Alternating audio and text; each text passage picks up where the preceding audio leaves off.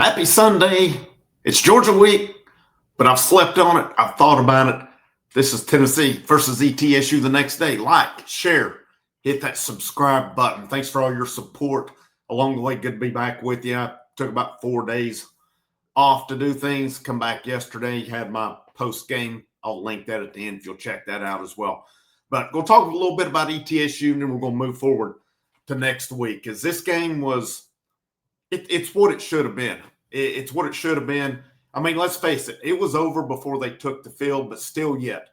You know, one of the questions before when I was listening to pregame and their big questions was, would this team come out focused or would they be looking ahead to Georgia? And I think you got to give them credit. They come out focused. They took care of business. They officially ended that game in the first quarter. It's 24-0 at the end of the first quarter as Tennessee was doing pretty much what they wanted to do in all three phases of the game. On offense, Joey Aguilar, the offense graded out according to Pro Football Focus, the highest that it ever has. All facets of the game were good.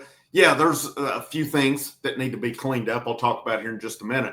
But offense was good. Defense was getting off the field yesterday. ETSU was 2 out of 15 on third down, 0 for 1 on fourth down. Yes, I know it's ETSU, but still, you had some cleaning up to do from the week before against Syracuse. And so that was good. There was still some things there as well.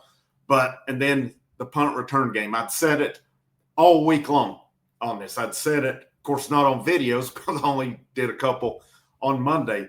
But if you're going to play Boo Carter, put him back at punt returner. He is a game changer because against Syracuse, we basically watch guys fair catch it or do really not a whole lot with it. They didn't do anything damaging. Don't get me wrong on that. But the punt return game against Syracuse was pretty much non-existent. In the first quarter, Boo had 4 punt returns for over 90 yards. That's pretty impressive. He had one 34-yard return, one 40-yard return. He was real close to getting a touchdown on it. That's a game changer for Tennessee, especially this week, if they're able to get off the field against Georgia with it. Now, later on, ETSU did some things, but most of the starter, pretty much all your starters was out. I saw a stat from earlier. It said 28 guys. Brent Hubbs, volquest.com, put it out in his day after article. He said 28 guys made tackles yesterday. A lot of young dudes played. That's what you wanted. That is what you wanted yesterday. You wanted to get your young guys on both sides of the ball, lots of work. I mean, we saw 4 quarterbacks, 5 running backs. We saw, at least 9 wide receivers. We saw at least 4 tight ends, if not more. I never noticed if Cole Harrison got in or not, but we definitely saw Van Dorselaer and Deshaun Bring in as well. We saw lots of offensive linemen play. Same on the defense, in all 3 phases of it as well. They did what they did yesterday. They set a school record for points in a game. For the 5th time in school history, they went over 700 yards, 734 yards of offense. And again, I mean, there's always, Josh Heupel, he was not a happy dude going into the half. He said, we got to clean some things up here. And looked like they did a pretty good. I mean, it's one of those, a coach is never going to be happy. I don't blame him on it. There's always things to work out. I mean, you had the bad snap from Pendleton. We've seen that a couple of weeks in a row. It's not been often, but we've seen it.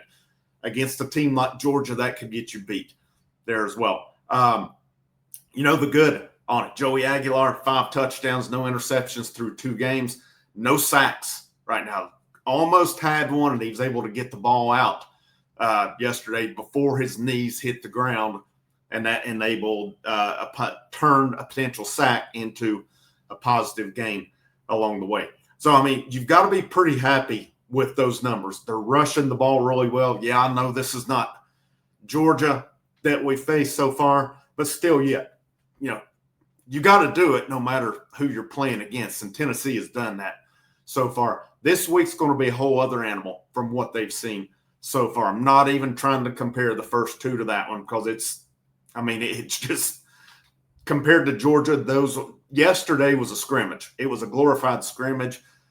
Syracuse gave Tennessee some things to look at And, in looking at that too, you've got to think Georgia is looking at some of that Syracuse tape as well. But the the offense pretty much did what they wanted to yesterday. The defense they held ETSU to just over 200 yards with so many guys playing. Especially the first team defense was really good.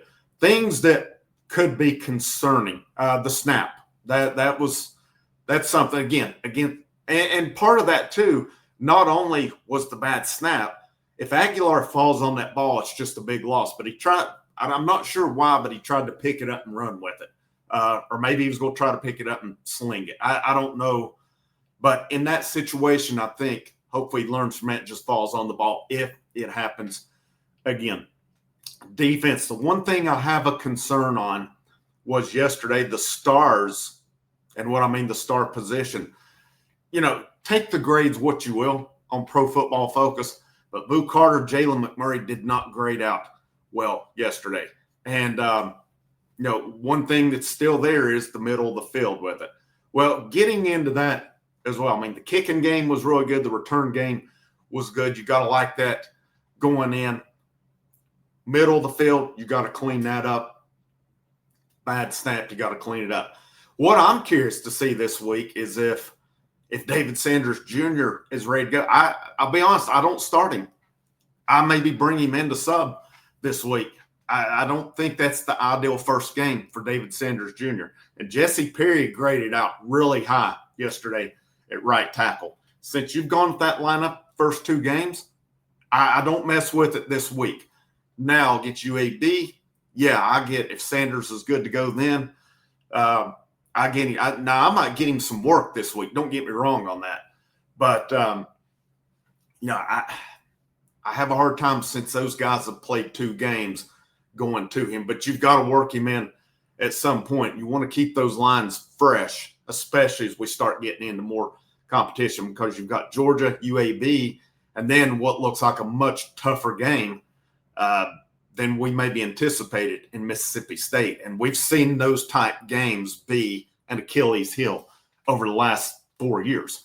So looking at it as well, what we want to see this week. I think if you're Georgia, you're looking at that Syracuse film and you saw that, Tennessee might be, short on bodies in the middle. David Hobbs is going to be out this week. Does Jackson Moy play? That's going to be a big one. Syracuse ran the football. Now, you look back at the stats on it, it doesn't look that bad, honestly. The sacks took it down some. And even without the sacks, Syracuse didn't average 4 yards per carry, but they averaged enough to where they're going to move the sticks every 4 plays on it as well. Looking at it as well, you got to think Georgia is going to run the football. Some things I've seen that encourages me, some posts I've seen. Jesse Simonton, he used to write for VolQuest. I know he still posts. I'm not sure who he's affiliated with now. He put out some guys talked about Georgia the first 2 weeks and said their line has not been impressive. Now, we've seen that before, though.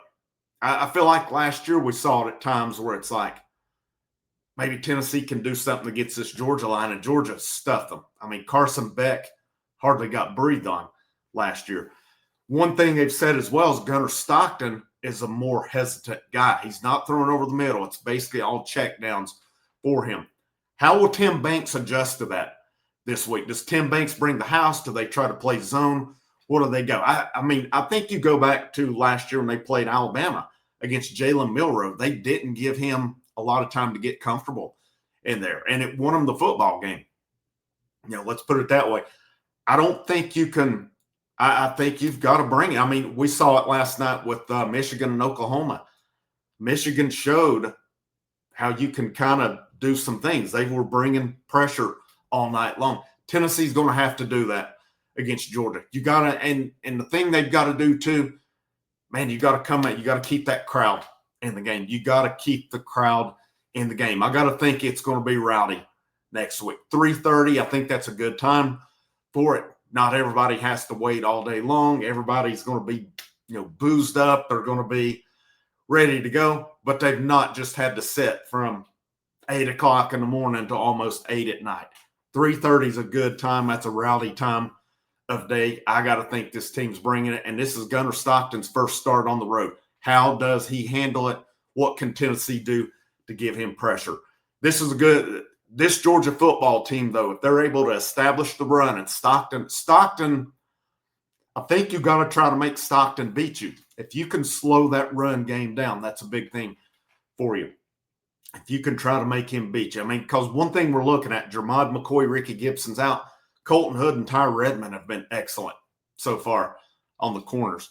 The big thing to me is what happens with the safeties and the stars. Those two are going to be pretty vital. We need big safety play next week to have it. We need our linebackers in the right place. We need them stuffing the run in it.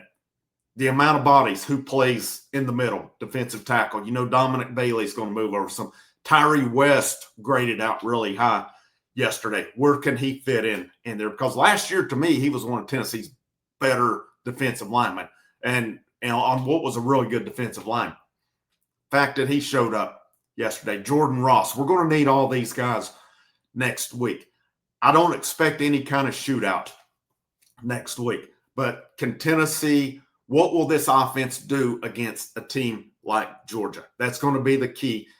Easily the best defense you've seen so far, and one of, if not the best, you're going to see all year. The fact you've got, how does a guy like Joey Aguilar, a veteran dude, 24 years old, a guy who's seen good defensive, but this will be the best defense he's ever seen, based on what I've seen. On how will he respond as well? Can Tennessee run the football? They've had trouble running the football against Georgia when they played them. Can they run the football next week? Because I think both teams want to make the quarterbacks beat them. Your receivers, you got to make plays. There were more drops yesterday between the receivers and the tight ends. We got to catch the football. They made plays. Don't get me wrong. It was a pretty good day for the receivers and tight ends, but still yet you have those drops. Got to clean those up a little bit as well. To me, and Josh Heupel's going into fifth year now, this is Tennessee's best shot to beat Georgia. And I don't say that lightly, though. Georgia is going to come in with a plan. They know who they are. They're going to play good defense. They're going to attempt to run the football. Can Tennessee stop it? Can Tennessee get pressure on Gunnar Stockton? Those are big. If Georgia's able to run it, if Stockton's able to just make the throws he needs to make, it's going to be a long day for Tennessee. But again, to me, I look at it as, in the Heupel era, this looks to me as the most winnable of the 5 games. Easier said than done, though, seeing how Georgia's pretty much dominated Josh Heupel up to this point. I'll be live tomorrow night, 8 o'clock with you. We're going to talk Georgia. I don't know if it'll just be me or who else, if anybody, will be on tomorrow night. Hopefully I have some on, but we'll look at it. I'll see you guys tomorrow night. Have a great rest of your Sunday. This is Frank. This is the House of Orange, and I'll see you when I see you.